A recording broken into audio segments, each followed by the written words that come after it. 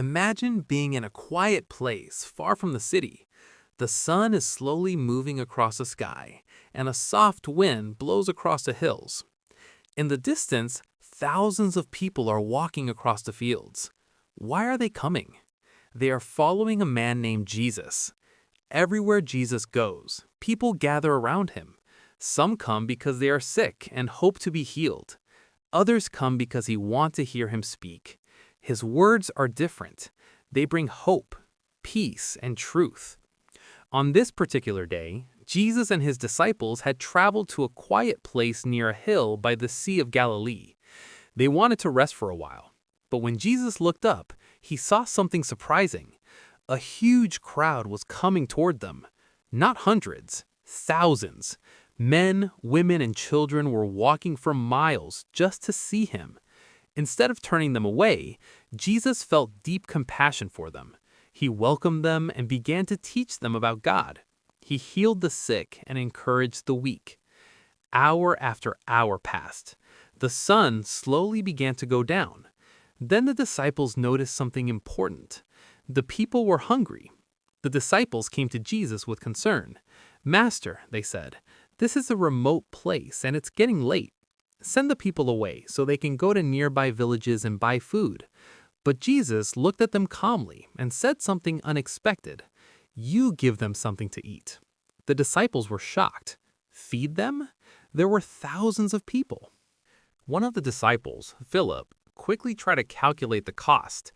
Even if they had a lot of money, it would not be enough to buy bread for everyone. Then another disciple, Andrew, noticed something small. A young boy was standing nearby. In his hands, he carried a small lunch, just 5 loaves of bread and 2 fish. Andrew said to Jesus, "Here is a boy with 5 loaves and 2 fish, but what is that among so many people?" It seemed impossible. How could such a small meal feed thousands? But Jesus was about to show them something powerful. He told the disciples, "Have the people sit down." So the crowd sat down on the green grass in groups.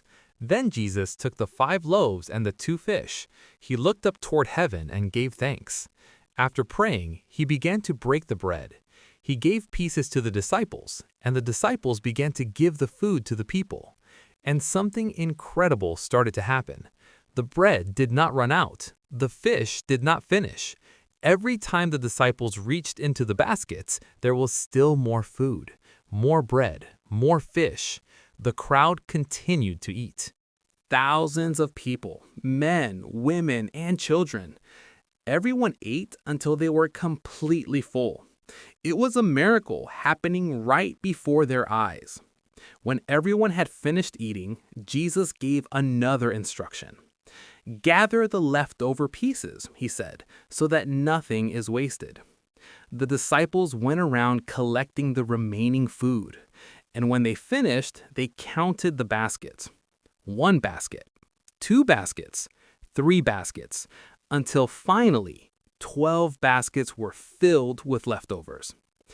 Think about that. They started with only 5 loaves and 2 fish, but they ended with 12 baskets of food. The people were amazed. They realized they had just witnessed something extraordinary. This miracle showed them something important about Jesus. He cared deeply about people, not only their spiritual needs, but also their everyday needs. He could take something very small and turn it into something more than enough. And this story still speaks to us today. Sometimes we feel like what we have is too small, too little money, too little strength, too little opportunity. But this miracle reminds us that when we place what we have in God's hands, even the smallest things can become something great. 5 loaves and 2 fish fed thousands. And just like that day long ago on a grassy hillside, hope can grow in places where we least expect it. Because with faith, compassion, and trust in God, even the impossible can become possible.